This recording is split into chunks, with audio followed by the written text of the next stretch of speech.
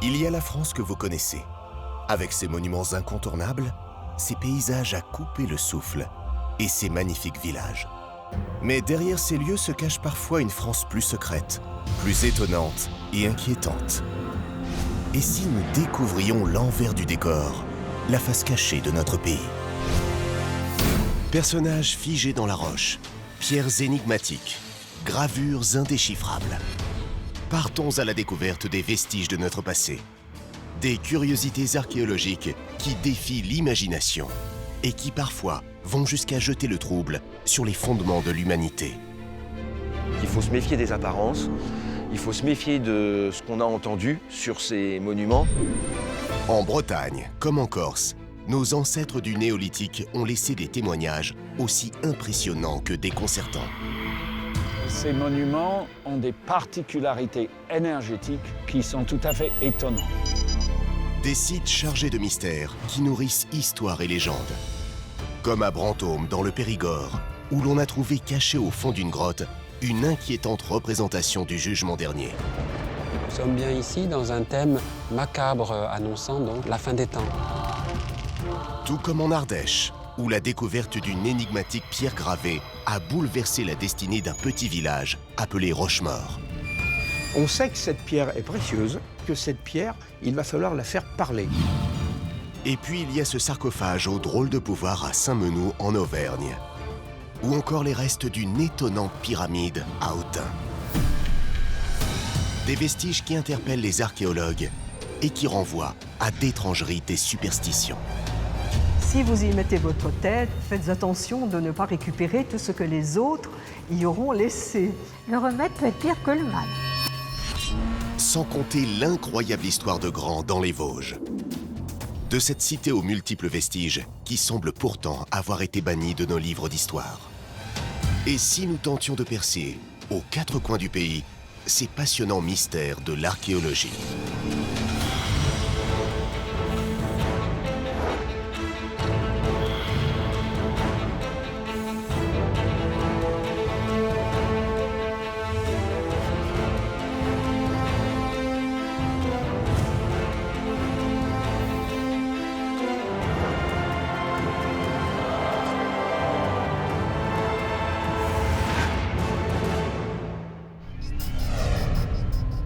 La plus vieille énigme archéologique du pays, et aussi la plus célèbre, se trouve en Bretagne, à Carnac dans le Morbihan. Un ensemble de près de 400 menhirs érigés dans une seule et même direction, sur près de 4 km. Les alignements de Carnac. Des centaines de pierres qui trônent fièrement au milieu des herbes folles sont battues par les vents depuis maintenant plusieurs millénaires. Mais qui a pu réaliser un tel chef-d'œuvre? À quelle époque et dans quel but? À première vue, la prouesse semble quasi surnaturelle. Cette histoire-là, elle est effectivement absolument incroyable, quoi. Quand j'ai vu les mégalithes de Carnac pour la première fois, j'ai tout de suite senti un mystère. Sur Carnac planent encore aujourd'hui de nombreux doutes et d'éternelles contradictions. Carnac n'a pas été choisi au hasard parce qu'il y a des particularités astronomiques liées principalement au mouvement du Soleil. Les étoiles, c'est très romantique, c'est très poétique. Je suis désolé, mais quand on est pragmatique, on se rend compte en fait que c'est faire fausse route. À la fois site naturel d'exception, pièces d'architecture complexes, monuments historiques, champs de rêverie et fertilisateurs d'imaginaire, les pierres levées de Carnac sont tout ça à la fois et bien plus encore. Serait-ce un cimetière à ciel ouvert, un site astronomique de la plus haute importance, un lieu de culte, théâtre de rites mystiques, voire maléfiques? De nombreuses hypothèses, plus ou moins solides, se mélangent et parfois s'entrechoquent. Cette dimension du monde des vivants, monde des morts, elle est certainement présente. Ça, c'est sûr et certain. La question essentielle, c'est quelle est la pensée derrière? Entre hypothèses scientifiques solides et légendes à la peau dure, bienvenue en Bretagne, terre de tous les mystères.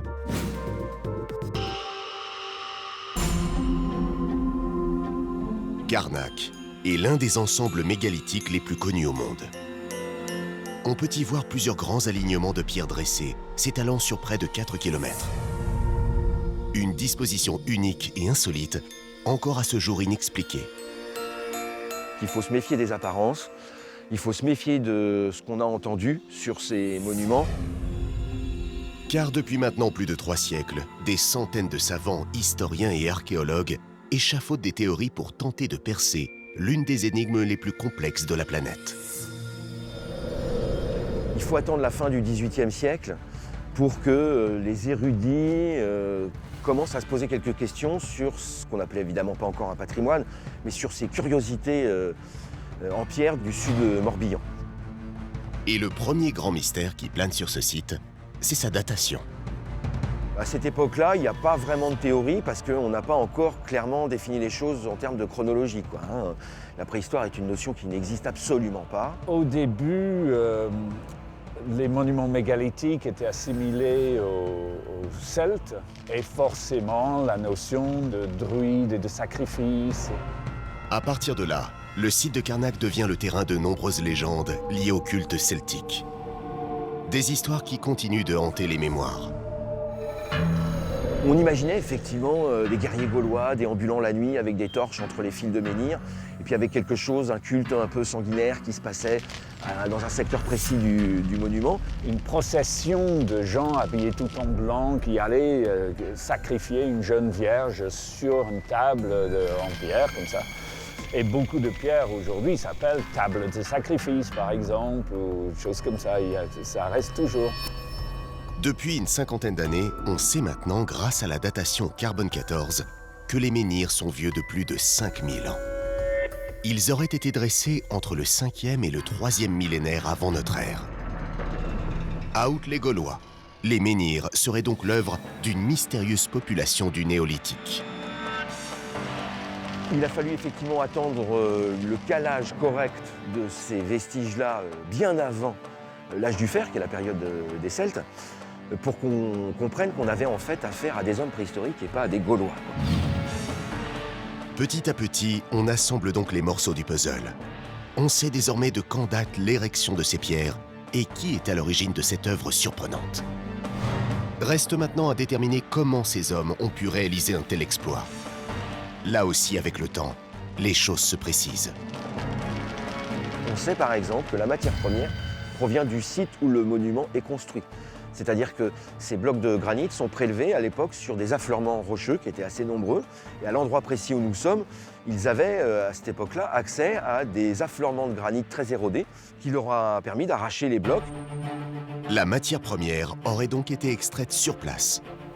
Fort de cette découverte, les archéologues estiment désormais que les hommes, même 3000 ans avant notre ère, auraient été capables d'imaginer tout un système pour réaliser de leurs propres mains un tel monument.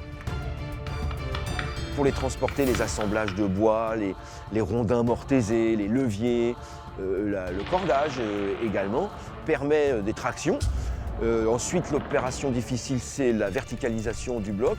Ils ont répété l'opération de très nombreuses fois et ils sont arrivés à une maîtrise assez rapidement de leur sujet, c'est évident.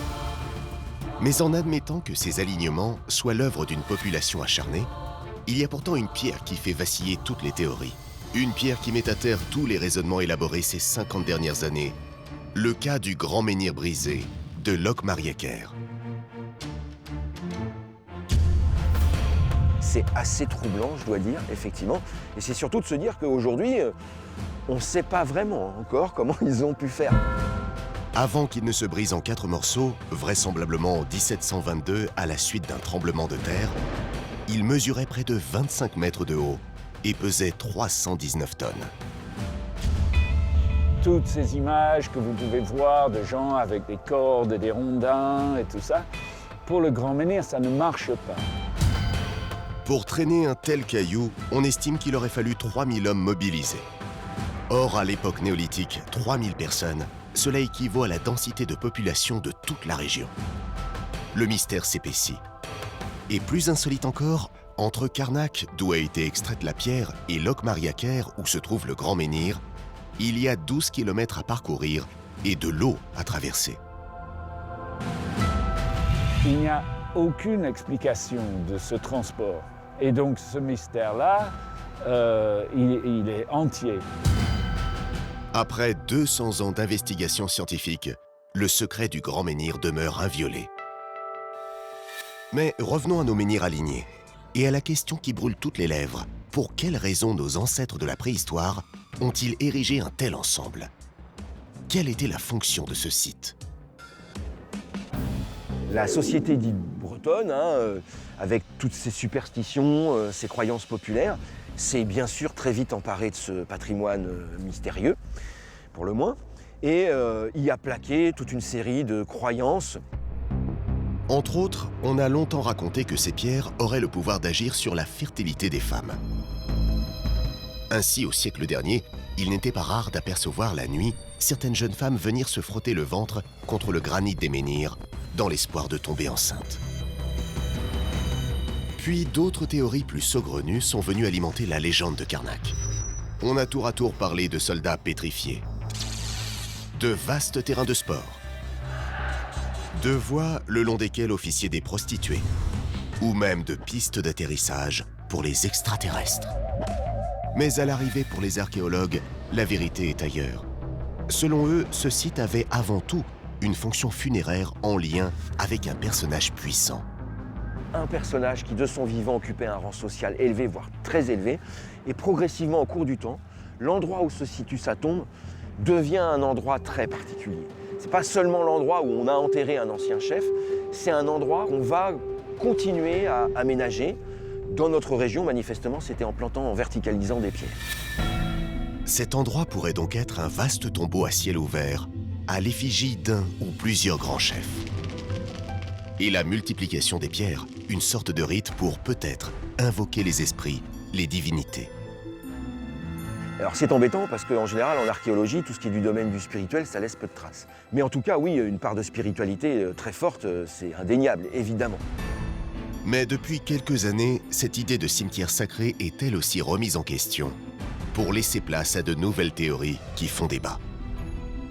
Karnak n'a pas été choisi au hasard parce qu'il y a des particularités astronomiques liées principalement au mouvement du Soleil.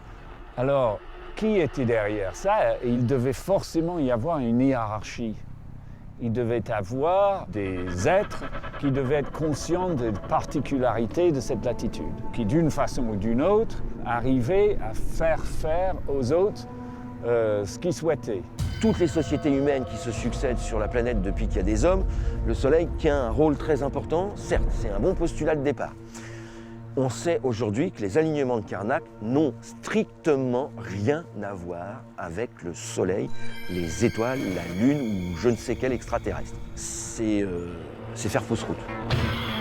Si la théorie d'un poste d'observation astronomique ne convainc pas tous les scientifiques, il n'en demeure pas moins que ces pierres dressées, méthodiquement alignées, n'ont pu être érigées par hasard et que 5000 ans plus tard, elles renferment peut-être encore d'étonnants pouvoirs. Ce que je vois apparaître dans les groupes qui fréquentent ces monuments depuis quelques années, c'est la croyance du rayonnement bénéfique. C'est-à-dire que les gens sont persuadés que toutes ces pierres dégagent des ondes extrêmement positives et que les fréquenter ferait du bien. Karnak puissant, Karnak entêtant, Karnak impénétrable. L'une des plus grandes énigmes archéologiques de tous les temps n'a pas fini de déchaîner les passions. Il y a de grandes chances pour que la vérité d'aujourd'hui soit pas tout à fait celle de demain. C'est ce qui fait tout le charme de la discipline, je dirais. En archéologie, la quête de la vérité est souvent un long chemin semé d'embûches. Et si certains indices sont parfois trompeurs, ils mènent presque toujours à des découvertes insoupçonnables. Dans le sud-ouest de la France, en Dordogne, le village de Brantôme. Surnommé la Venise du Périgord, au premier coup d'œil, Brantôme impressionne autant qu'il déroute. D'un côté, les eaux calmes de la Dronne qui entourent le village, et une majestueuse abbaye bénédictine.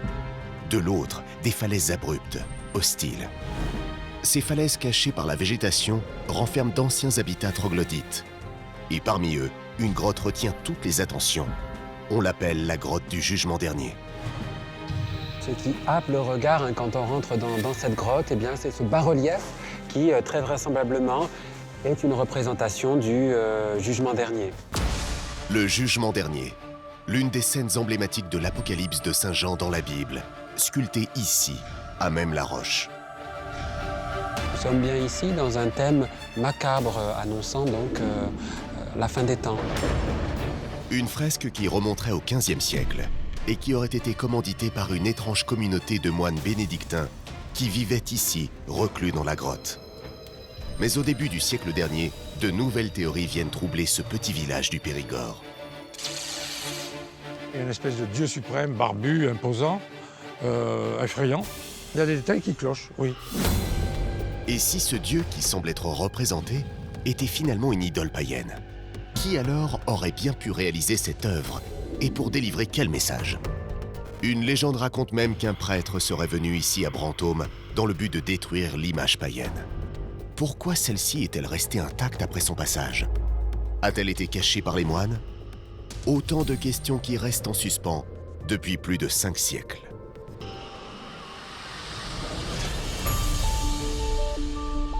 À Brantôme, les journées semblent s'écouler sereinement. Et l'abbaye, son monument emblématique, paraît veiller sur cette paisible cité. Pourtant, derrière cette façade, on découvre un décor plus austère. Des falaises abruptes qui renferment un étrange mystère. Alors nous sommes ici au pied de la falaise calcaire qui a abrité la première communauté bénédictine de Brantôme. Les premiers moines se sont installés ici à la fin du 8e siècle dans des cavités naturelles, des grottes naturelles qui s'ouvraient dans la falaise pour y installer leur lieu de culte et leur lieu d'habitat. Des moines dont on a perdu toute trace après la Révolution, mais dont on sait qu'ils ont vécu ici en ermite jusqu'à la fin du Moyen-Âge. Alors nous nous apprêtons à rentrer dans la grotte la plus emblématique, la plus mystérieuse, la plus grande également de l'abbaye de Brantôme. Une grotte qui, au temps des moines, était tenue secrète. On a des témoignages de gens qui viennent visiter l'abbaye de Brantôme et qui ne la décrivent pas. Or, si elle avait été comme ça, ils l'auraient vu. C'est à l'arrivée des premiers érudits sur le site au XVIIIe siècle que des fouilles sont lancées. Et on ne va pas tarder à comprendre ce que les moines avaient tenté en vain de cacher.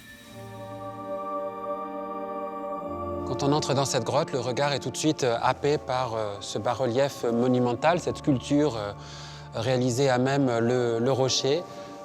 Ce bas-relief qui, très vraisemblablement, est une représentation du jugement dernier. Le jugement dernier, un épisode biblique célèbre, mais pour les moins inquiétant. Une scène décrite dans l'Apocalypse de Saint Jean. Dieu jugeant l'âme des morts, promettant le paradis pour certains, l'enfer pour les autres. Un thème assez courant que l'on retrouve un peu partout en Europe à partir du XIVe siècle. L'Europe a traversé des périodes très difficiles, des périodes de guerre, notamment la guerre de 100 ans, a connu de grandes famines, de grandes épidémies de peste notamment, et la mort fait partie de plus en plus du quotidien. Mais alors pourquoi les moines de Brantôme auraient-ils essayé de dissimuler cette œuvre alors qu'elle était à la mode, si l'on peut dire, à cette époque? On cherche donc à vérifier les similitudes entre cette sculpture à Même-la-Roche et les autres représentations connues du jugement dernier. Et on commence par examiner les motifs les plus emblématiques. Tout d'abord, la figure centrale, ce serait ici la figure du Christ juge, qui va juger les âmes des morts à la fin des temps. En dessous, 2 anges agenouillés et qui, par le son de leurs trompettes, vont réveiller les âmes des morts qui sortent de leur tombeau. Et au centre, on découvre également des figures squelettiques, dont l'une semble tenir une faux, symbole de la mort. Tous ces éléments macabres sont bien figurés sur les autres représentations du jugement dernier. Alors au départ, les archéologues et les historiens sont unanimes. Brantôme a bien lui aussi caché au fond d'une grotte son jugement dernier. Pour eux, pas de doute non plus, ce seraient les moines eux-mêmes qui auraient commandité ce bas-relief, puisqu'ils sont représentés des 2 côtés de la fresque. Une coutume à l'époque. Ces 2 moines sont bien évidemment la représentation symbolique de la communauté monastique qui vivait sur les lieux. Et cette grotte était très vraisemblablement un lieu de recueillement dans laquelle les moines s'enfermaient pour s'adonner à des pratiques méditatives devant cette représentation de la fin des temps. Mais au cours du siècle dernier, les experts vont continuer à s'interroger et plusieurs éléments vont venir bouleverser l'histoire de cette grotte qu'on a peut-être un peu trop vite baptisée la grotte du Jugement dernier. Dans le Jugement dernier, normalement, il y a des personnages qui ne sont pas là. Il devrait y avoir Jésus. Est-ce que l'être suprême qui est en haut représente Jésus? Je ne l'ai jamais vu représenté comme ça. Il ressemble plus à un Bouddha ou à un dieu celte qu'à Jésus. Il y a des détails qui clochent, oui. Autre incohérence.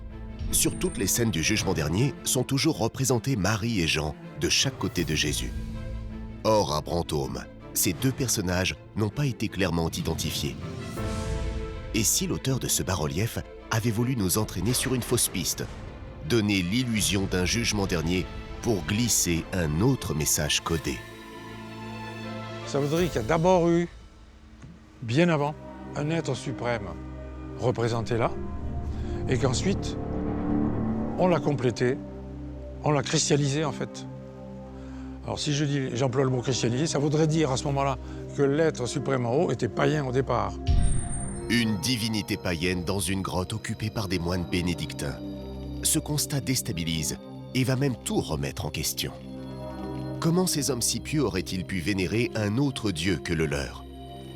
Pourquoi n'ont-ils pas essayé de détruire cette figure, synonyme de blasphème? Je peux vous dire que c'est une hypothèse que les moines aient eu peur de ça, et donc n'y ont pas touché.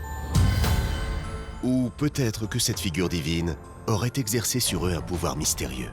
Une légende vient d'ailleurs appuyer cette thèse. La légende de Saint Front, un jeune religieux qu'on surnomme l'évangélisateur du Périgord. Sa mission aurait été de parcourir la région afin de détruire tous les symboles païens pour imposer la chrétienté sur ces terres. On raconte que Saint Front serait venu ici en personne à Brantôme pour détruire la sculpture d'une idole sculptée dans le rocher et abolir le culte d'une divinité païenne, d'une divinité antérieure au christianisme. Si Saint Front a traversé toute la région dans le but de masquer ces divinités anciennes, comment a-t-il pu passer à côté de cette sculpture monumentale? Et si, en arrivant à Brantôme, il avait été comme envoûté par cet effrayant personnage? Est-ce pour cette raison qu'il a échoué dans sa mission? Lui aussi aurait-il pris peur face à ce dieu obscur?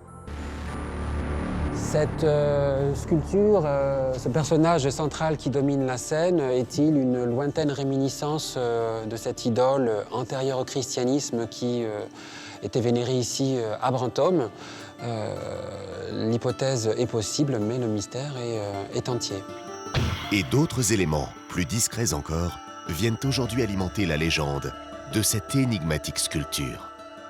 Et je me suis demandé, ce diable qui jaillissait de la couronne, qu'est-ce qu'il y avait sur cette couronne? On a parlé de plumes, on a parlé de fémur, et on a parlé de flammes.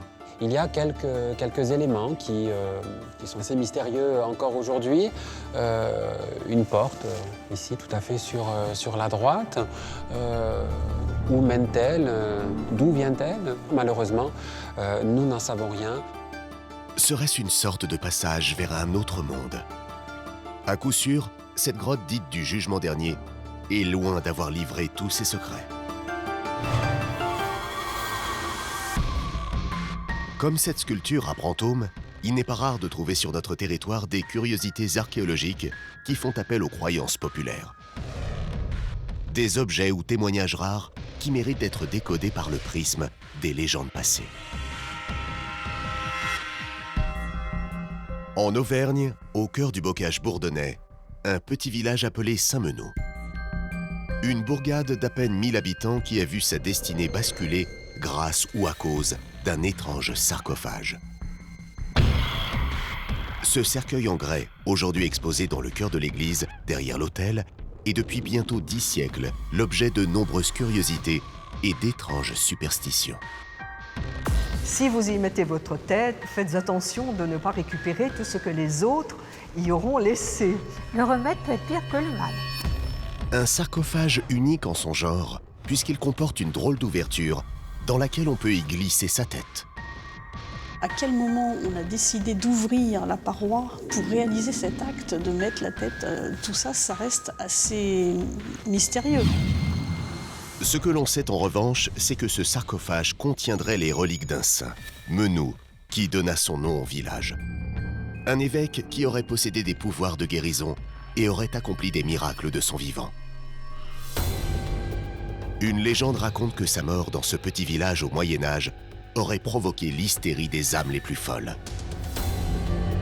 Alors là, bien sûr, on n'est plus dans l'histoire, on n'est plus dans l'archéologie, on est vraiment dans le domaine du surnaturel. Aujourd'hui encore, sa dépouille continue d'alimenter les croyances. Et son sarcophage pourrait accomplir des miracles sur tous ceux qui oseraient encore y insérer leur tête.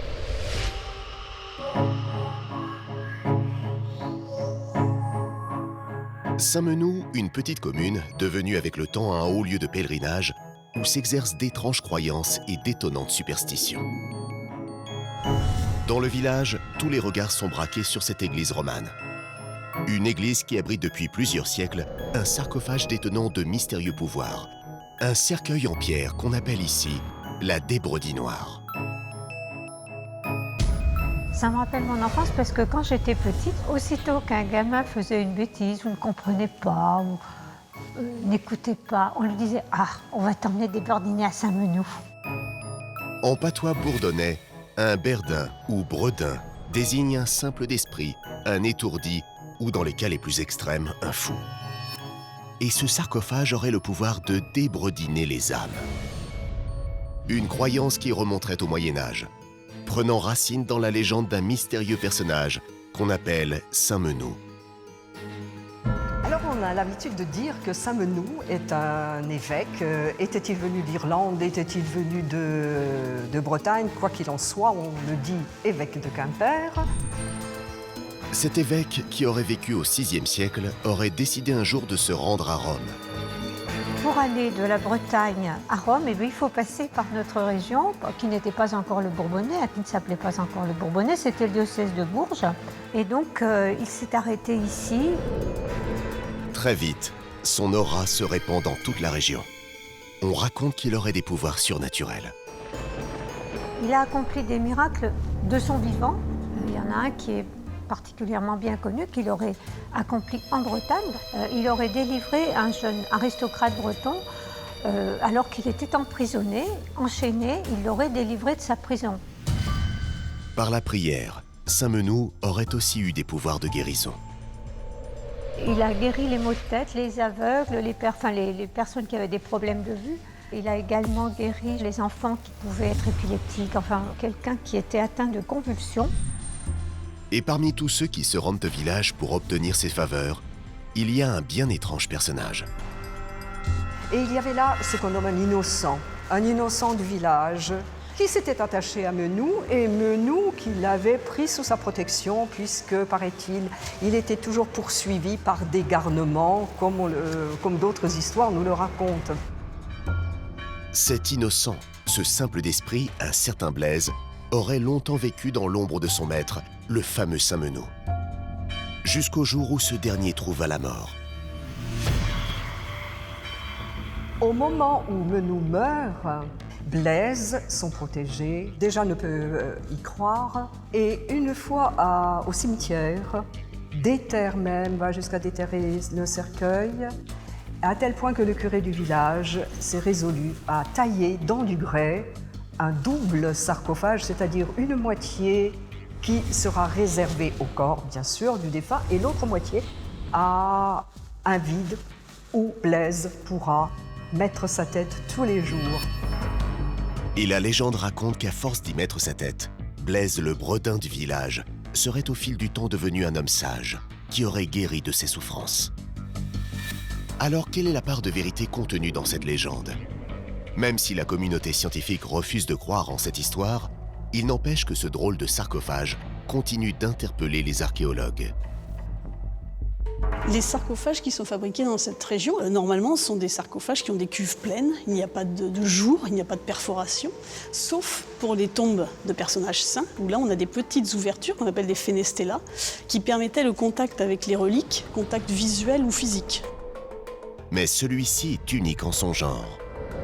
Apparemment, vu la forme de l'aménagement, il semble que ce soit vraiment réalisé pour qu'on puisse glisser la tête à l'intérieur. En tout cas, ça ne correspond pas du tout aux autres Fenestella où c'est juste un contact limité avec les reliques, mais c'est beaucoup plus petit. Ici, c'est vraiment un grand percement où on rentre carrément dans la cuve. C'est quand même très particulier. Alors pourquoi un tel aménagement? Est-ce que les reliques de Saint-Menou, que l'on peut toujours apercevoir à l'intérieur, auraient encore aujourd'hui le pouvoir d'accomplir des miracles sur ceux qui s'en approcheraient? Alors là, bien sûr, on n'est plus dans l'histoire, on n'est plus dans l'archéologie, on est vraiment dans le domaine du surnaturel. Mais quoi qu'il en soit, ce lieu est un lieu de foi chrétienne où beaucoup ont prié, ont été guéris. Vous avez des ex-voto, effectivement. Des ex-voto, ce sont ces plaques aux messages parfois énigmatiques ou incomplets qui sont là pour témoigner des miracles réalisés. Alors parfois on en sourit quand on parle de la débrodinoire, mais il y a quelques années, nous-mêmes, nous avons écouté le témoignage d'une de ces dames qui souffrait depuis toujours de graves migraines. Elle a plongé sa tête dans cette débrodinoire et elle en a été guérie de sa migraine, d'une migraine qu'elle traînait depuis toujours.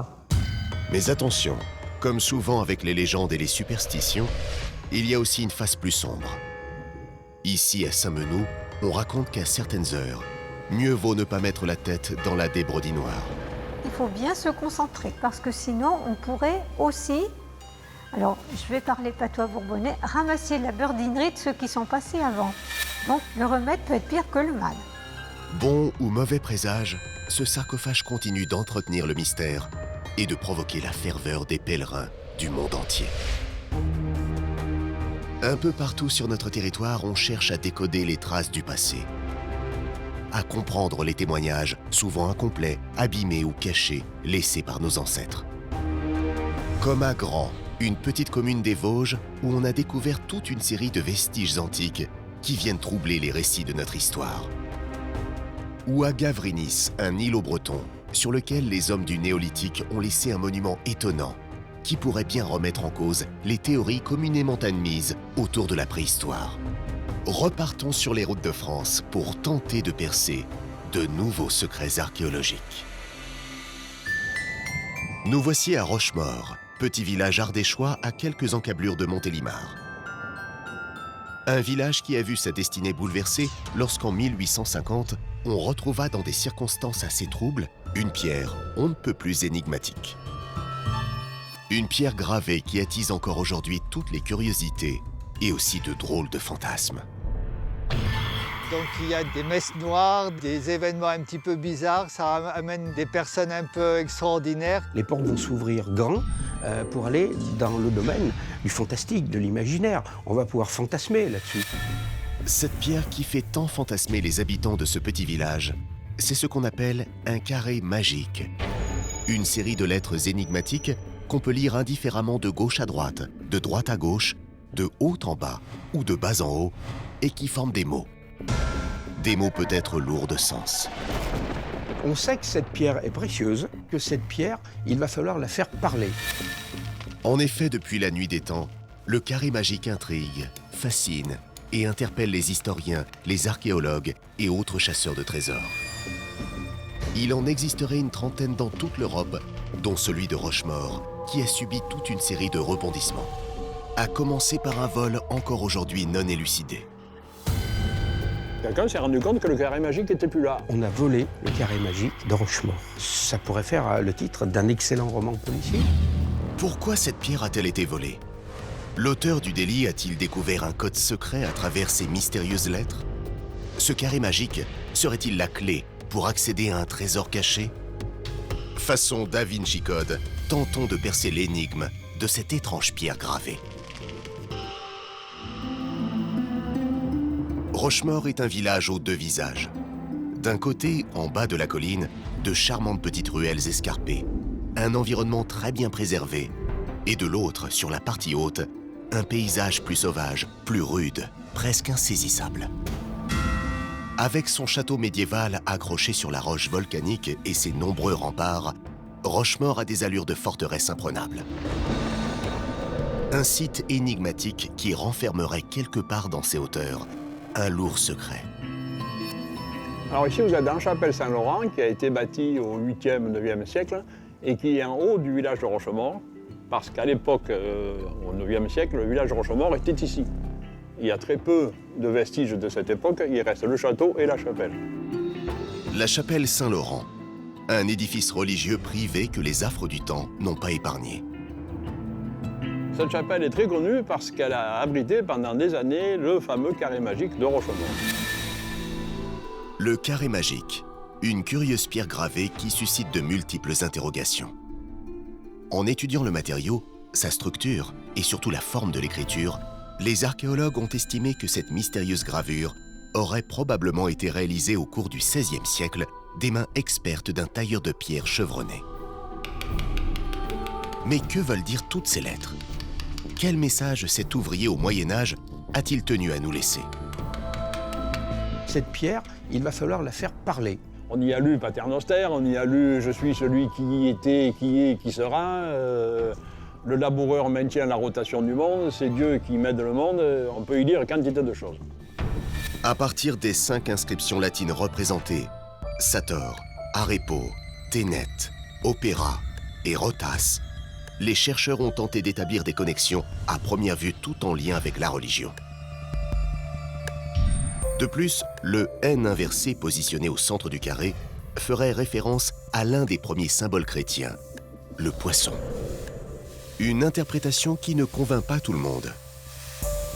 On va pouvoir, à partir des mots, nous mettre un carré magique à la sauce religieuse, chrétienne, catholique.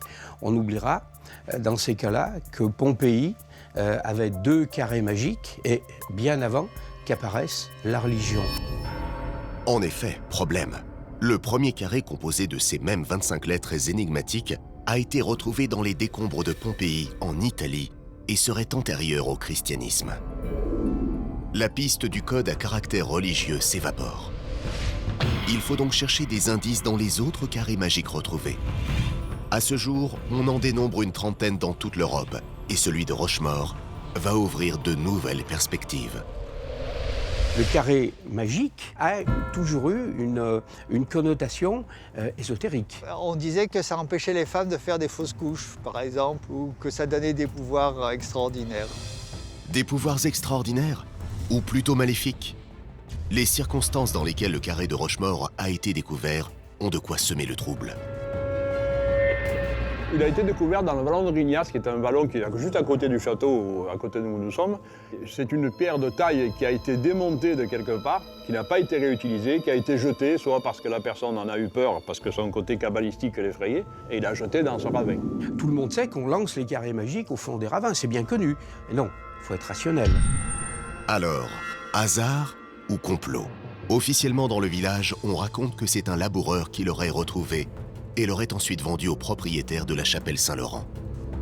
Les gens lettrés s'intéressaient à l'archéologie, donc ils ont trouvé cette pièce intéressante, jolie, amusante, et ils ont décidé de la poser dans leur chapelle. La chapelle Saint-Laurent aurait-elle été destinée à accueillir ce carré magique? En tout cas, pendant des années, cette pierre spéciale va provoquer sur le site une véritable ferveur. Il se passe quantité de choses, alors là, moi, j'ai entendu parler, mais j'ai rien vu. Et effectivement, certaines personnes sont venues ici, ont abîmé les lieux parce qu'ils ont cherché, ils ont gratté dans les murs. Donc il y a des messes noires, des événements un petit peu bizarres. J'ai une personne un jour qui voit de la lumière en pleine nuit et qui voit il y avait une femme avec des gens qui faisaient une cérémonie autour de cette femme déshabillée et qui avait avec du sang, une croix avec du sang sur son thorax. Avec le temps, le site de Rochemort va devenir le théâtre de faits étranges. Jusqu'à une sombre journée de 1973, où quelqu'un va s'introduire dans la chapelle pour subtiliser la fameuse pierre. Quelqu'un s'est rendu compte que le carré magique n'était plus là. On a volé le carré magique de Rochemort. Ça pourrait faire le titre d'un excellent roman policier. Mais qui a bien pu voler la pierre? Et surtout pour quelle raison? Je me dis, c'est pas un voleur ordinaire. C'est pas un antiquaire qui vole une belle pierre parce qu'il a un commanditaire. Pour moi, le scénario qui me convient, on commande à un voyou, on lui dit il faut aller nous arracher cette pierre cette nuit. Voilà. Ça soulève un tollé général parce que le carré magique est très aimé à Rochemort. Quelques temps plus tard, coup de théâtre. Comme par magie, le carré de Rochemort est rendu au propriétaire de la chapelle Saint-Laurent. Comment le propriétaire le retrouve-t-il? On ne nous le dit pas. L'a-t-il reçu dans une caisse recommandée? L'a-t-il trouvé devant sa porte? A-t-il été redéposé dans la chapelle au risque de repartir parce que quelqu'un va le refaucher derrière? On ne sait pas, ça reste flou. Alors là-dessus, la famille donc a décidé de ne plus le laisser là à la tentation de n'importe qui. Alors, a-t-on essayé d'étouffer l'affaire? C'est en tout cas ce que pensent certains. Surtout qu'un nouvel indice va mener les curieux sur une autre piste. Pour moi, la partie importante, effectivement, c'est la lecture que va nous proposer la signature du carré magique. En effet, sur la pierre, à droite du mystérieux jeu de mots, une signature. On peut y lire « Giraud Humbert m'efficite ». Traduisez « Giraud Humbert me fit ». Pendant des années, cette dédicace est passée inaperçue. Pour tout le monde, il s'agissait du nom du tailleur de pierre qui aurait simplement signé son ouvrage. À moins que ce ne soit un leurre. Ce qui est intéressant, c'est Giroa. Le mot Giroa m'a toujours paru étrange. Giro, c'est quelque chose qui gire, qui tourne. Je me suis toujours dit, et si ce Giro nous disait « Mais arrêtez de tourner en rond, retournez-moi, regardez ce qu'il y a derrière ». Sous couvert d'une signature, ce mot « Giro » serait-il en fait un code secret? La clé qui permettrait de découvrir un trésor caché. La pièce importante qu'on va apporter au puzzle n'est pas devant, mais derrière. Selon cette théorie, le carré magique de Rochemort aurait possédé à l'arrière de la pierre une mystérieuse indication permettant d'accéder à un plus vaste butin. Certains y voyaient la clé du trésor des Templiers. Effectivement, on va s'apercevoir aussi loin qu'on va pouvoir remonter dans les archives que cet endroit a toujours intéressé des gens avec énormément de prudence, comme les hommes de l'ordre du Temple. Hélas, aujourd'hui, impossible de vérifier. On ne distingue plus rien sur la face arrière du carré magique. Est-ce parce que le commanditaire du vol a pris soin d'effacer le message par peur que son secret ne soit découvert? Ou bien les propriétaires qui, depuis, ont décidé de la placer en lieu sûr, à l'abri des regards indiscrets, tenteraient-ils eux aussi de camoufler des indices? Pour moi, ce carré de 5 a été fait, réalisé, pour être à cet emplacement et nulle part ailleurs dans cette chapelle Saint-Laurent. Selon cette théorie, le carré magique indiquerait l'emplacement dans cette chapelle d'un trésor, peut-être lié à l'un des fameux trésors des Templiers. Était-il conséquent? Est-ce la raison pour laquelle l'hôtel semble avoir été pillé? A-t-il fini par être découvert? À moins que cette mystérieuse pierre gravée n'ait tout simplement fait tourner les têtes des passionnés. Quoi qu'il en soit, sur Rochemort plane encore aujourd'hui l'ombre d'un mystère, et le carré magique n'a peut-être pas encore livré tous ses secrets. En faisant la découverte de cette étonnante pierre, ce village en Ardèche est passé à la postérité. Comme lui, un autre petit bourg, jusque-là méconnu, s'apprête à entrer dans la légende. Les archéologues y ont fait des trouvailles pour le moins déconcertantes. À l'extrême ouest du département des Vosges, Grand est une petite cité aux multiples secrets. Un village étonnant à bien des égards. Dressé sur un plateau calcaire, éloigné des grands axes de communication, ce qui surprend à Grand, c'est qu'on y découvre toute une série de vestiges antiques, aussi monumentaux que troublants. C'est un site qui résiste en quelque sorte aux archéologues, et ça, c'est une énigme. Un amphithéâtre de 15 000 places, une mosaïque de plus de 200 mètres carrés, des dizaines et des dizaines d'objets précieux, un véritable réseau de galeries souterraines. Tout cela dans une commune qui semble avoir été rayée des livres d'histoire. D'autant plus qu'on ne connaît pas le nom antique de Grand. C'est comme si Grand n'avait jamais existé à l'époque antique, on n'en parle jamais. Alors, quelle était donc cette cité singulière? Un lieu de culte? Un sanctuaire? Pourquoi le site de Grand suscite-t-il autant d'interrogations? Est-ce qu'il y a eu des miracles à Grand? Ça, c'est un mystère. Et pour alimenter ce mystère, on découvre aussi dans les rares écrits mentionnant Grand un endroit où régnait terreur et violence. Elle brise la statue et évidemment, ça provoque le courroux de l'empereur qui décide de la punir. Donc, on lui tranche la tête. Grandeur, fureur et décadence, bienvenue à Grand, l'une des mystérieuses cités oubliées de notre histoire.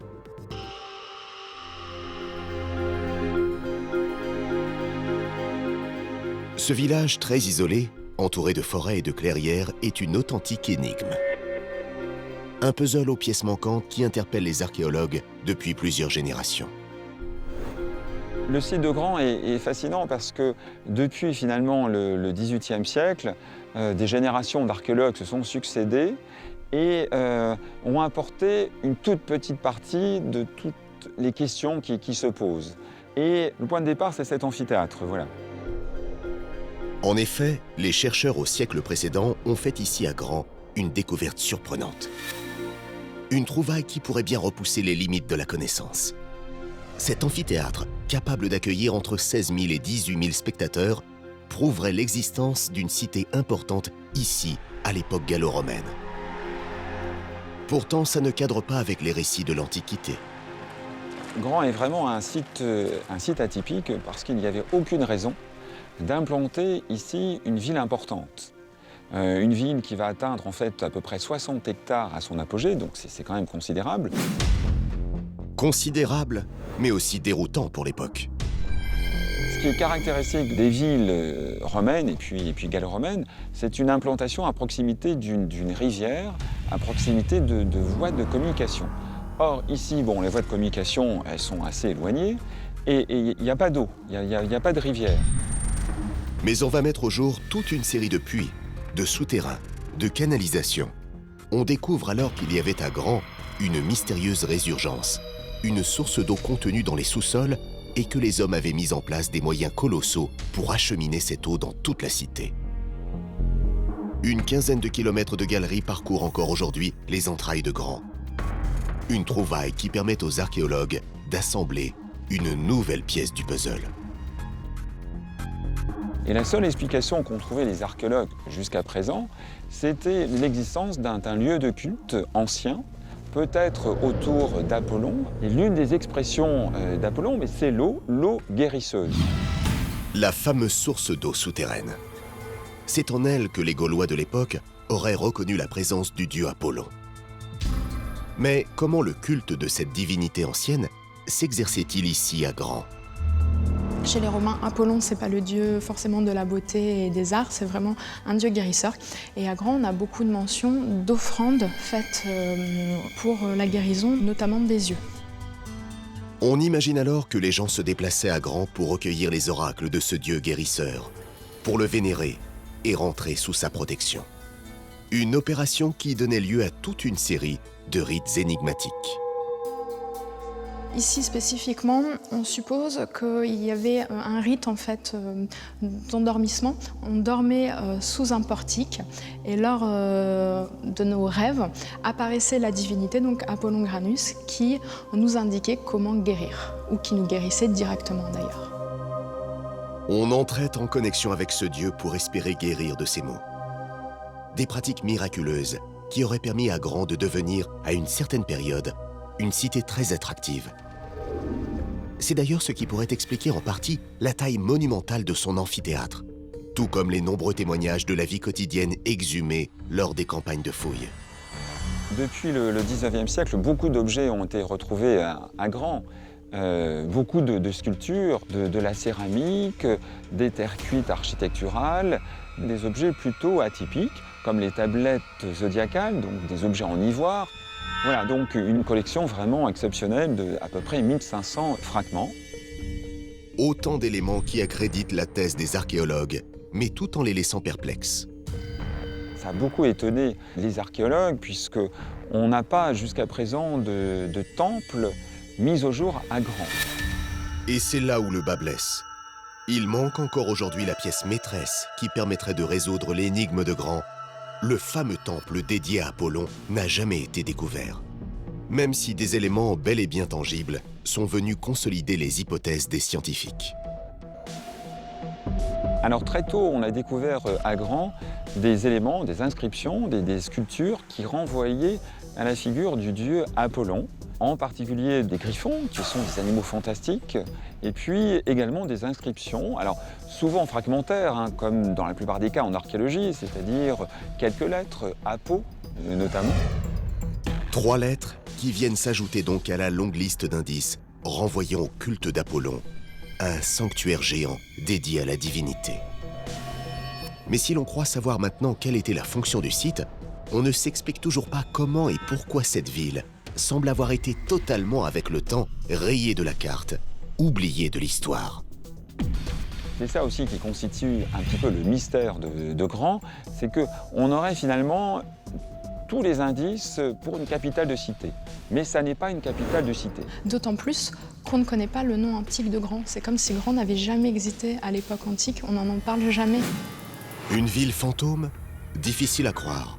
D'autant qu'après avoir découvert l'amphithéâtre, les chercheurs vont un peu plus tard, à quelques centaines de mètres de là, tomber nez à nez avec une pièce aussi rare qu'indéchiffrable. Donc, parmi les choses vraiment intéressantes et impressionnantes trouvées à Grand, c'est cette mosaïque de 232 mètres carrés.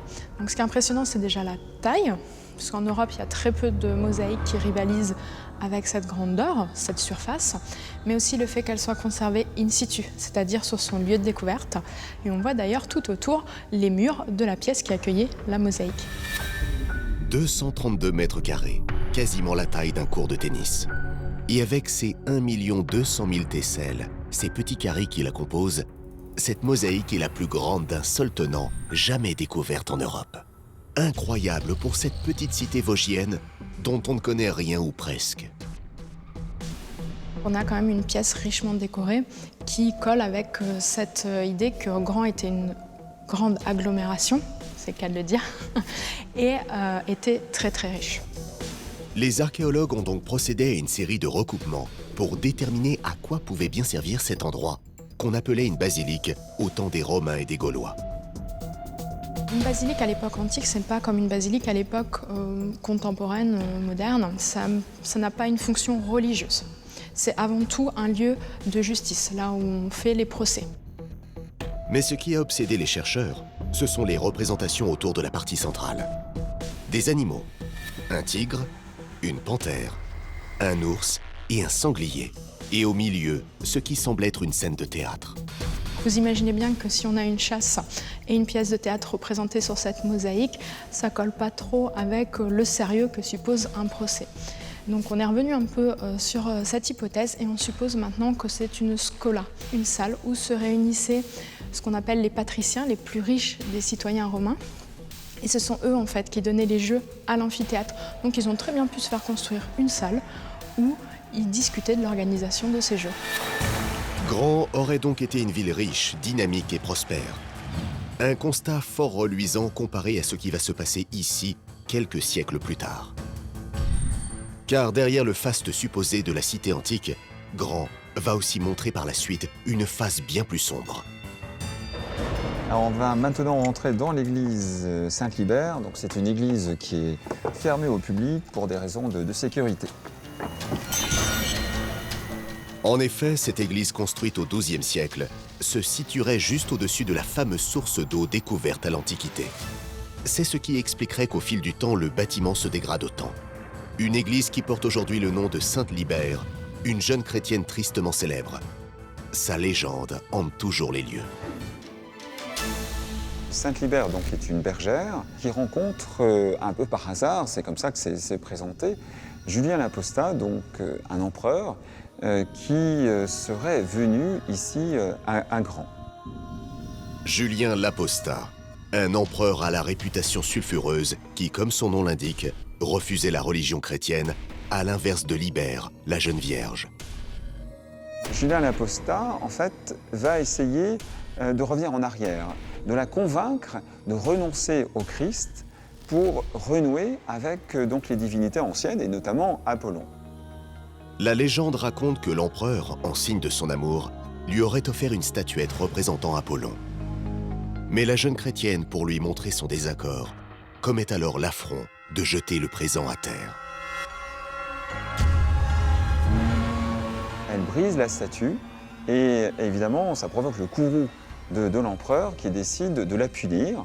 Donc on va lui trancher la tête. Un légionnaire romain est sollicité pour cela. Sainte Libère est décapitée sous les yeux de son bourreau, impassible. Et l'histoire raconte même qu'elle aurait ensuite pris sa tête dans les bras avant de faire plusieurs mètres, jusqu'à mourir à l'emplacement de l'église actuelle.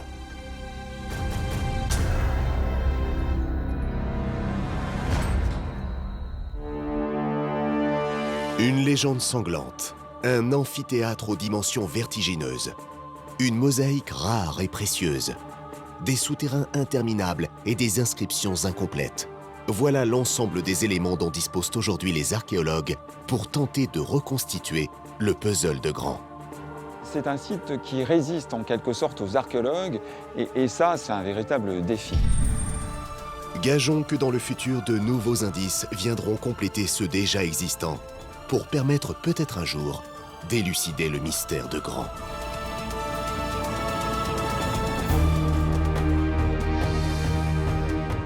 La recherche d'indices, c'est ce qui obsède tous les archéologues. Il existe en France des sites difficiles à décoder, faute de preuves tangibles. C'est le cas par exemple à Autun en Bourgogne, où un édifice de pierre qui ressemble étrangement à une pyramide défie les spécialistes depuis plusieurs générations.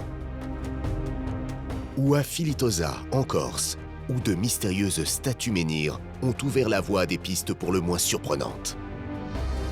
Reprenons notre voyage au cœur des vestiges énigmatiques de notre pays.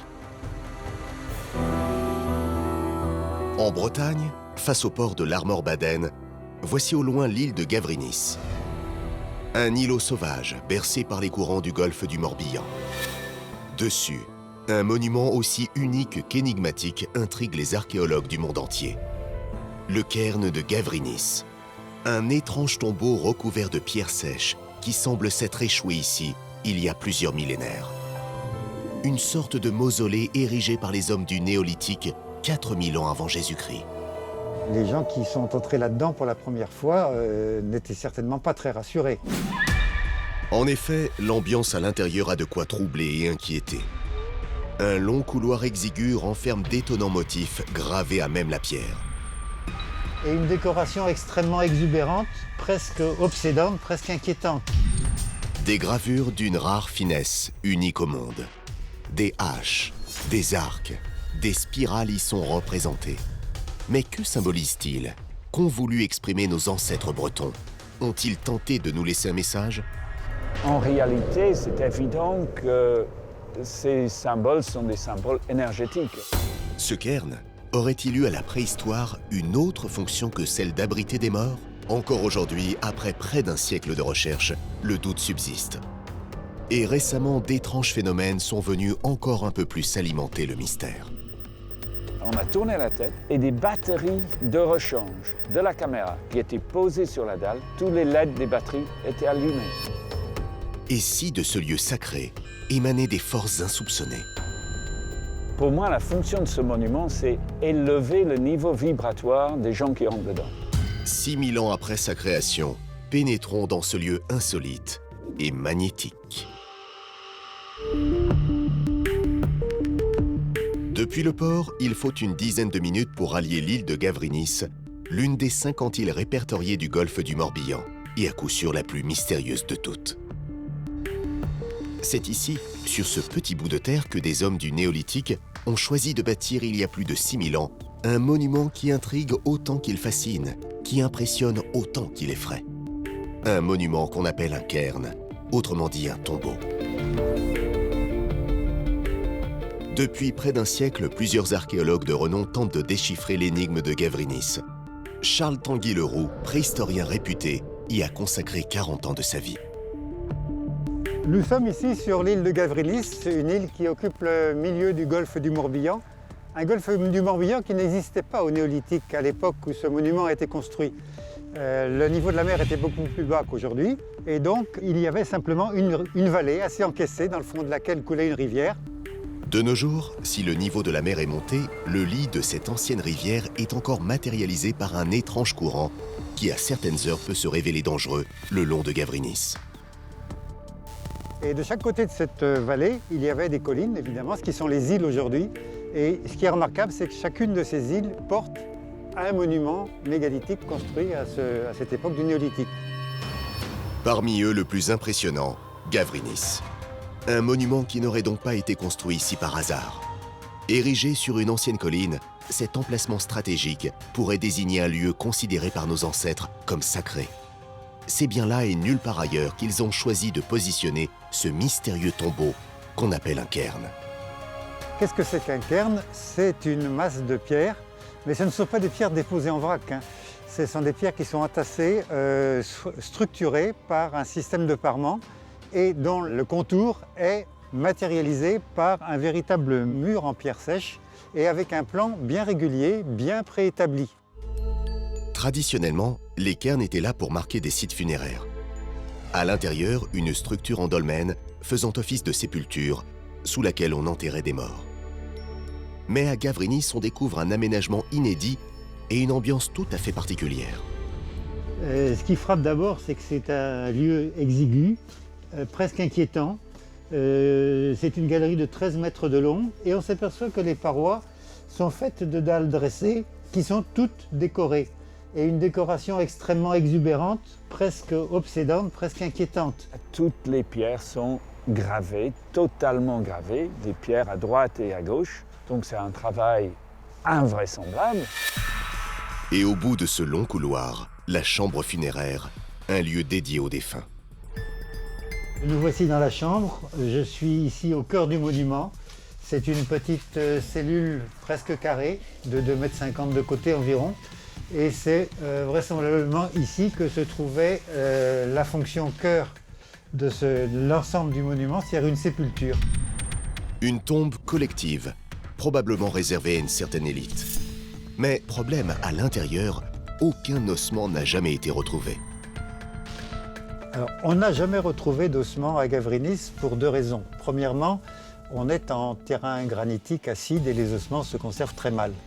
Deuxièmement, on sait que la chambre a été accessible par un cratère qui avait été creusé au sommet du cairn, probablement dès le Moyen-Âge, et que cette chambre, elle a donc été probablement vidée à l'époque. Et malheureusement, on n'a aucune idée de ce qu'on a pu trouver à l'intérieur.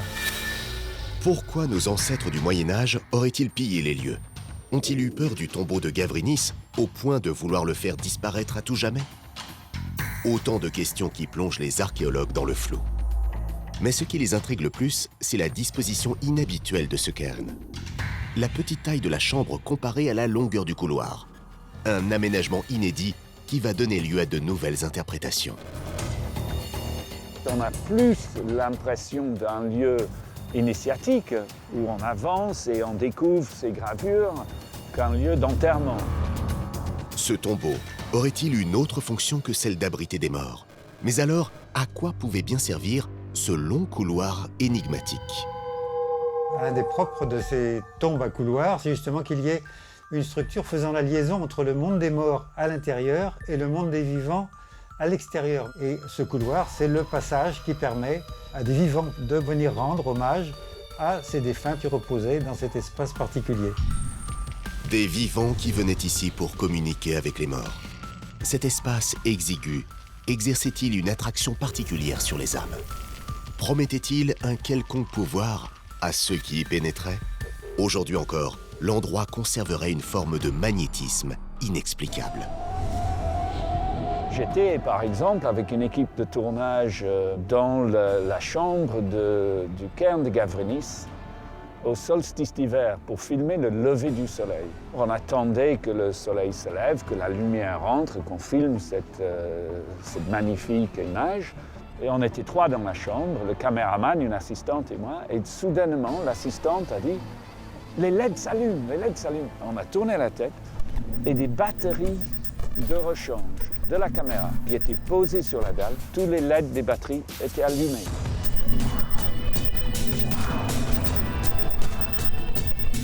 Le caméraman a été étonné, il s'est levé, il a été voir les batteries. Et à ce moment-là, le rayon du soleil éclairait la pierre et donc il a raté l'image. Et donc là, c'est un phénomène énergétique très particulier.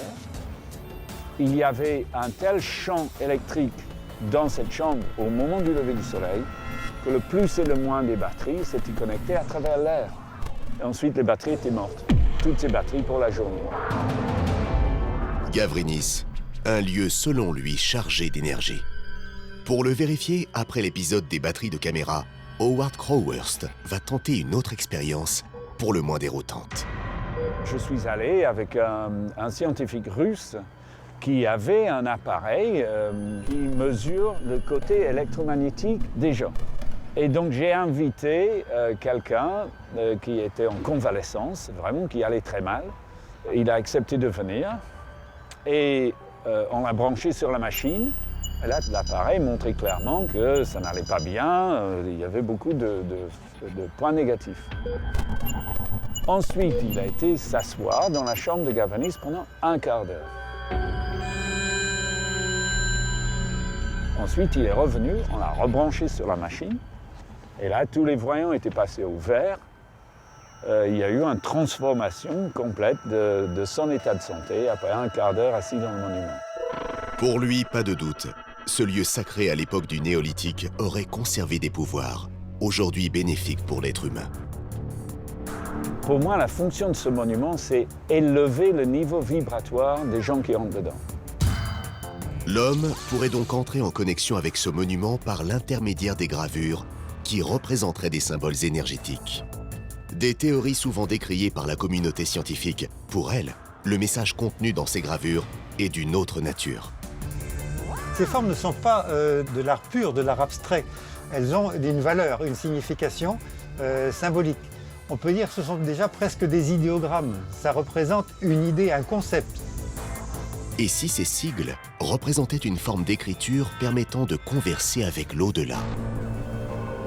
Une des idées qui sont classiques, c'est qu'on a affaire à la symbolisation extrême schématisation d'une divinité, marquée par son corps, son appendice, sa tête, en quelque sorte, et ou des boucles latérales qui représenteraient des bras un peu repliés. Ces ancêtres, ces hommes du néolithique avaient une spiritualité certainement très riche et très complexe. Moi, j'ai la tendance à dire que c'est une sorte de très ancien testament, ce qui remonte à ces périodes-là où la société se structure, commence à réfléchir de façon approfondie aux différents mystères de la vie, de l'au-delà, etc. Des concepts extrêmement sophistiqués. Ces hommes préhistoriques auraient donc laissé sur ces dalles une sorte de message crypté. Un témoignage de leur croyance 4000 ans avant Jésus-Christ. Reste à savoir si nous serons capables un jour de le décoder. Pour les sigles, je pense qu'il y a un sens à chercher, mais pas avec le mental. Je pense qu'il faut les observer, les contempler et voir ce que ça nous fait. Mais il y a quelque chose à comprendre. Comprendre les signes laissés par nos ancêtres, voilà l'un des passionnants défis de l'archéologie. Mais parfois, ces témoignages du passé sont si surprenants qu'ils font vaciller toutes nos certitudes. Nous voici en Bourgogne, à Autun, à la découverte d'un monument qui détonne, intrigue et divise les archéologues. Il s'agit de la pyramide de Kouar. Quand j'ai vu cette pyramide, je me suis dit, mais bon sang, mais c'est une vraie. Unique en France, cette pyramide, dont les vestiges mesurent encore aujourd'hui de la base au sommet 25 mètres, surplombe la ville. Mais que fait un tel monument habituellement associé aux mythiques constructions égyptiennes, ici, au cœur de notre pays, dans cette petite ville de Saône-et-Loire? Bien qu'à l'extérieur de la ville, faut-il l'associer aux nombreux vestiges antiques d'Autun? Cette pyramide de Kouar, elle n'est absolument pas positionnée là par hasard. Quel a bien pu être le lien entre les Égyptiens et nos ancêtres ici en Bourgogne? Comme en Égypte, cette pyramide est-elle un tombeau monumental? Est-ce qu'on a véritablement affaire effectivement à un monument funéraire? Et qui a mérité ce monument-là? On ne le sait pas. En effet, qui a bien pu mériter un honneur aussi spécial? On a parlé d'un druide, Divitiac, par rapport à une médaille qui aurait été découverte au XVIIIe siècle dans le secteur. Il faut comprendre que Divitiac, c'était un personnage absolument hors norme. Serait-ce un monument érigé en hommage à ce grand chef de guerre? Ici, à Autun, 4 siècles de recherche ont mené à des découvertes étonnantes qui tantôt éclairent les experts, tantôt brouillent les pistes. Un médaillon à l'effigie d'un druide, des vestiges emplis de mystères, une tablette aux inscriptions magiques, voire maléfiques. La pyramide de Kouar reste une énigme à part entière. Un monument insondable aux origines méconnues, un édifice surprenant qui est loin d'avoir livré tous ses secrets.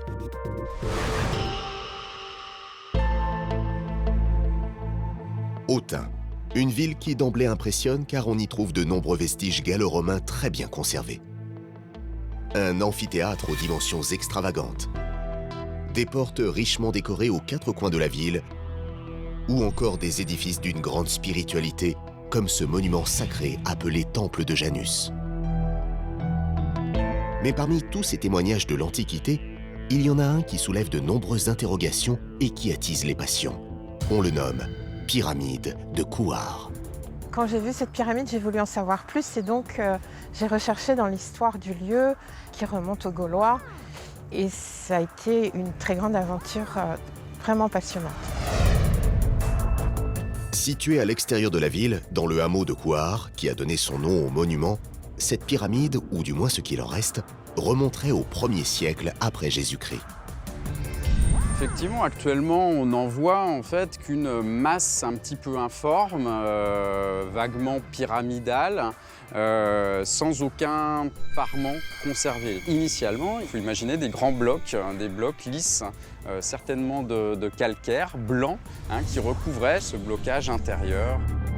Le blocage intérieur, le squelette en quelque sorte, la seule partie aujourd'hui visible du monument. Et d'après les reconstitutions menées par les archéologues, cette pyramide unique en France aurait mesuré 33 mètres de haut lorsqu'elle était complète. Les modes de construction sont relativement bien connus en fait. On mélange de la chaux avec du sable et de l'eau. Donc c'est une sorte de béton antique si vous voulez, qui va servir à agglomérer dans un premier temps effectivement le massif de fondation. Et pour les parties les plus hautes, les hommes avaient déjà imaginé des systèmes d'échafaudage et de levage des pierres. Mais pourquoi ont-ils choisi cet emplacement à l'écart des autres monuments? Et quelle était surtout la fonction de ce lieu? Cette pyramide de Kouar, elle n'est absolument pas positionnée là par hasard. On se situe sur une éminence, à proximité d'un axe de communication et sur une zone qui domine l'une des nécropoles qui entourait, qui ceinturait, si vous voulez, Autun à l'époque romaine. Cette nécropole, aujourd'hui totalement recouverte de prairies, s'appelait autrefois le Champ des Urnes. Un lieu de sépulture, tout proche de la pyramide, sur lequel on découvrit de manière totalement fortuite une étrange feuille de plomb gravée. Un objet lui aussi daté de l'Antiquité qu'on appelle tablette de défiction ou de malédiction.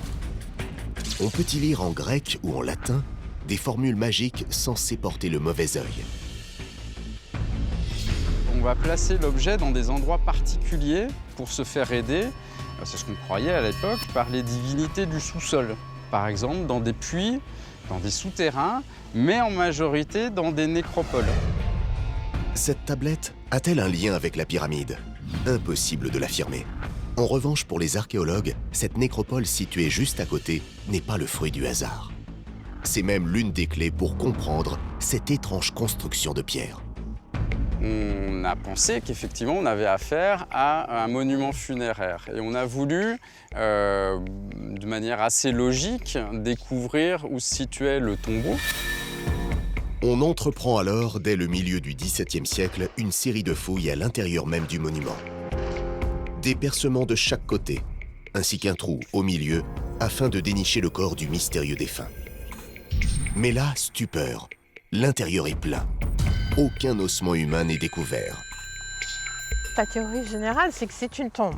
Mais jusqu'à ce qu'on n'en ait pas trouvé la preuve, on ne peut pas le dire. Les restes du défunt sont peut-être enterrés sous la pyramide, à moins qu'il ne s'agisse d'autre chose. S'il n'y a pas de chambre funéraire, on peut tout à fait avoir affaire effectivement à ce qu'on appelle un cénotaphe. C'est pas une tombe, mais c'est un objet qui est à la mémoire de quelqu'un décédé. Donc oui, c'est aussi possible. Mais alors, qui aurait pu mériter un tel hommage? Voilà ce qui obsède des générations de spécialistes. Pendant des années, l'enquête va alors piétiner, jusqu'au jour où un nouvel indice va être exhumé. On a parlé d'un druide Divitiac par rapport à une médaille qui aurait été découverte au XVIIIe siècle dans le secteur. Une découverte fortuite et peut-être clé. Qui était ce fameux Divitiac représenté sur le médaillon? Peut-on faire un lien entre ce personnage et la pyramide? Divitiac pouvait parfaitement avoir demandé à ces hommes de construire cette pyramide. Il en avait totalement et à la fois les moyens financiers et les capacités. Car dans les récits, ce Divitiac était à la fois un druide et un grand chef politique. Un homme puissant qui s'était allié avec les Romains. D'ailleurs, il allait à Rome très souvent. Et il faut savoir qu'à l'époque, on avait aussi une petite pyramide qui s'appelle la pyramide de Cestius. On découvre alors qu'il y a de troublantes similitudes entre cette pyramide à Rome et celle d'Autun en Bourgogne. D'une part, elles sont exactement de la même taille, beaucoup plus petites que celles qu'on trouve habituellement en Égypte, et d'autre part, elles sont positionnées dans des secteurs très similaires, tous deux au sud de la ville, en périphérie et proche d'un cours d'eau. Mais en admettant que la pyramide de Kouar soit directement inspirée de la pyramide de Cestius à Rome, quel serait alors le lien entre ces deux édifices et l'Égypte? Les Romains étaient allés jusque dans le sud de l'Égypte où il y avait ces fameuses petites pyramides de Méroé qui sont exactement comme celles de Cestius et comme celles d'Autun, c'est-à-dire pas plus de 38-39 mètres de hauteur, construites de la même façon. Les Romains auraient pu voir ces pyramides de Méroé en Égypte et vouloir s'en inspirer. Quant à Divitiac, notre chef gaulois, il aurait pu profiter de ses liens étroits avec les Romains pour reproduire sur ces terres un monument équivalent. Les Gaulois de l'époque pouvaient considérer ce lieu, cette pyramide, comme le marquage d'un endroit très important. C'est exactement l'emplacement qu'aurait choisi un druide. Il ne faut pas oublier que Divitiac était un druide, pour en faire un lieu de rituel sacré. Et si finalement ce monument n'était pas une tombe à proprement parler, mais plutôt un lieu où l'on pratiquait un culte mystérieux? Et si la pyramide de Kouar avait été bâtie pour se rapprocher du ciel et entrer en connexion avec les divinités? Connaîtra-t-on un jour la vérité sur ce monument unique, insolite et énigmatique? Cette pyramide de Kouar n'a pas encore livré tous ses secrets ni tous ses mystères, c'est certain. Même s'il reste des zones d'ombre autour de l'origine de cette pyramide, à l'évidence, il existait des liens entre nos ancêtres les Gaulois et les Égyptiens. Mais saviez-vous que plusieurs siècles avant, à la préhistoire, ces deux civilisations communiquaient déjà? Sur une terre reculée de Corse du Sud, nichée au cœur des montagnes, quelque part entre Ajaccio et Propriano, voici un endroit comme figé dans le temps, Filitosa. Un site préhistorique de première importance sur l'île, où l'on peut admirer au détour de ces allées chaotiques, parfois dissimulées derrière la végétation, ces énormes pierres qui renferment d'étonnants mystères.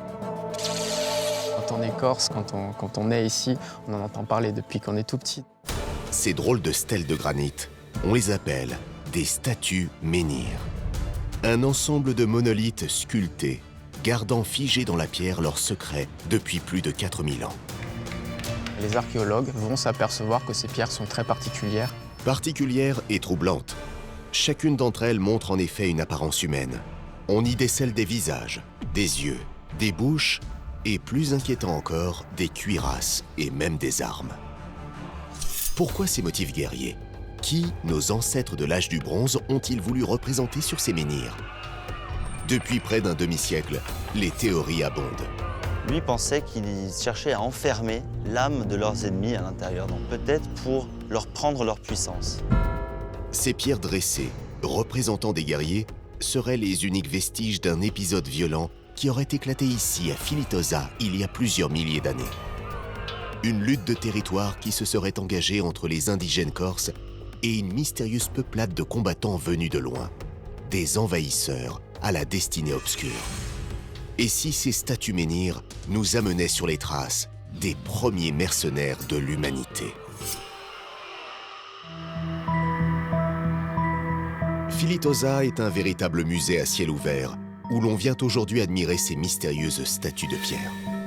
Pourtant, l'histoire de ces étranges menhirs sculptés a bien failli ne jamais voir le jour. En effet, cette découverte est le fruit d'une trouvaille pour le moins hasardeuse. Tout commence en 1946 quand un certain monsieur Césari décide de défricher un terrain de famille entièrement recouvert de maquis. Quand tout à coup, il tombe sur d'imposants blocs de granit qui le saisissent.